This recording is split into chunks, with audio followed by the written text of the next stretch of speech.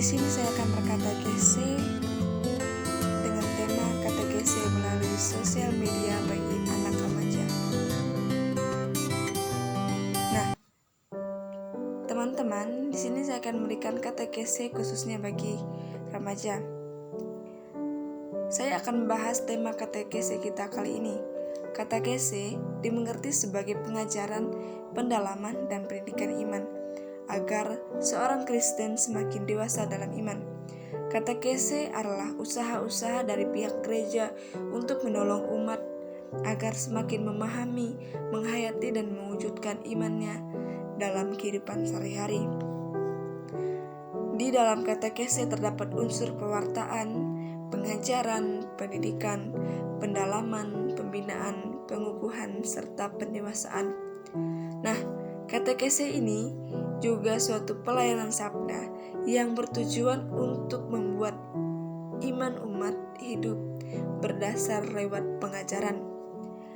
Kata GC ini penuh dengan sabda Allah dan pewartaan Allah yang menguatkan iman umat. Kemudian, sosial media adalah media daring yang digunakan untuk kebutuhan komunikasi jarak jauh, proses interaksi antara yang satu dengan yang lainnya, serta mendapatkan sebuah informasi melalui sosial media. Banyak sosial media yang digunakan seperti YouTube, Facebook, Twitter, Instagram, WhatsApp. Dengan menggunakan sosial media ini, banyak anak-anak remaja bisa mengakses informasi dan berita lainnya.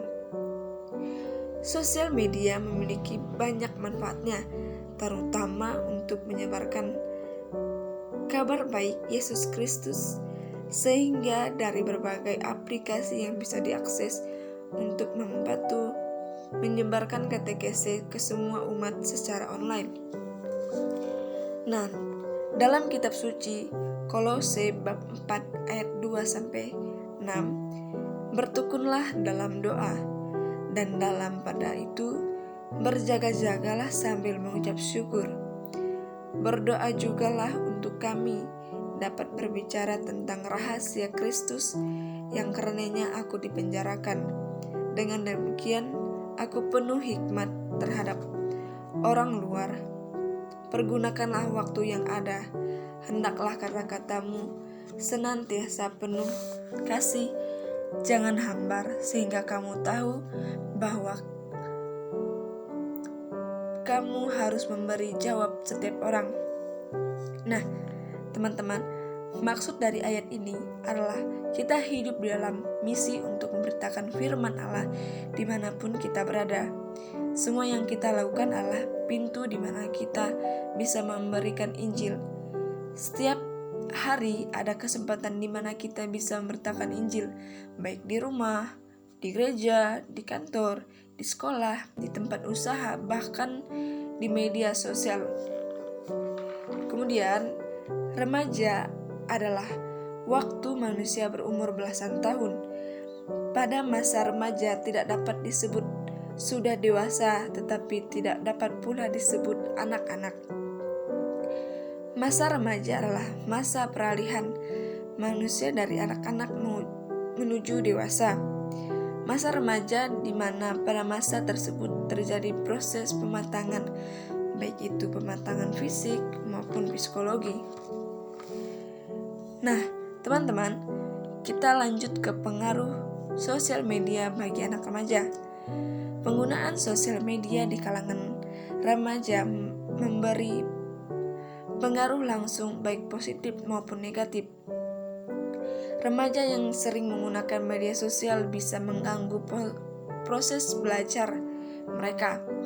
Oleh karena itu, remaja sebagai pengguna aktif terbanyak dan hampir setiap hari menggunakan media sosial. Kemudian, secara langsung pesan dan informasi di media sosial sangat cepat tersebar di kalangan remaja, terutama yang berdampak negatif. Media sosial sebagai wadah bagi remaja untuk menuangkan kebebasan berekspresi, baik itu bentuk gambar ataupun pesan informasi yang tidak benar atau hoak. Dan remaja juga belum memiliki pemikiran yang matang, terkadang menyesatkan. Teman-teman, kita mengetahui ada dampak positif dan negatif sosial media bagi anak remaja. Yang pertama, dampak positif sosial media bagi remaja banyak sekali, terutama untuk memudahkan komunikasi, untuk mencari informasi, untuk membantu proses belajar, dan lain sebagainya. Kemudian, dampak negatif sosial media bagi remaja juga banyak, terutama untuk persebaran informasi yang palsu, adanya video yang tidak baik seperti pornografi, malas, tidak peduli lingkungan, dan susah untuk berkomunikasi kepada sesama. Baik teman-teman, kita kembali pada katekese melalui sosial media. Komisi Kata Ketik Indonesia atau KWI mengajak semua manusia untuk menyadari bahwa katekese perlu menggunakan media digital atau sosial media sebagai media komunikasi dengan prinsip pendidikan iman melalui sosial media. Di media ini, katekese harus menggunakan cara baru dalam mengemas, menyajikan, berinteraksi, dan penuturan kata dengan menggunakan media teknologi secara online. Peluang dalam katekese melalui teknologi secara online dapat sangat besar bahwa sosial media ini memiliki banyak aplikasi yang bisa membantu proses berkatekese dalam mewartakan Injil atau firman Allah secara online dan menjadi katekese yang menarik. Katekese melalui sosial media khususnya untuk anak remaja zaman sekarang yang rata-rata menggunakan alat teknologi, sehingga anak remaja harus kreatif dalam memberikan katekese secara online dan memanfaatkan aplikasi yang sering digunakan seperti Instagram, Facebook, TikTok, dan lain sebagainya. Hal seperti ini sebagai wadah untuk kita berbagi dalam pembentukan, menyajikan, atau pendalaman iman walaupun melalui sosial media. Kita masuk ke tujuan katekese dan sosial media. Nah, tujuan katekese untuk membantu umat agar semakin bersatu dan hidup Yesus Kristus. Artinya untuk menjalin hubungan dengan personal dengan pribadi Yesus Kristus sehingga mereka dapat menalani dan menemukan Yesus Kristus dalam setiap pengalaman hidup. Katekese adalah salah satu cara pewartaan yang digunakan agar para remaja Katolik tidak lagi mengalami kegalauan, kecemasan, dan kekhawatiran yang mendalam akan cobaan ataupun godaan yang dialami para remaja untuk menuju kedewasaan. Kemudian, tujuan sosial media ialah sebagai sarana komunikasi untuk menghubungkan dari yang satu ke yang lain. Kemudian media sosial sebagai alat untuk mencari informasi, sebagai alat bantu untuk belajar, serta digunakan untuk pekerjaan secara online, terutama digunakan untuk hal positif, khususnya untuk anak-anak remaja zaman sekarang. Sosial media bisa digunakan untuk memberi renungan dan katekese yang harus diterapkan untuk anak remaja dan dilaksanakan. Jadi, sosial media ini sebagai alat bantu yang canggih dalam pewartaan firman Allah.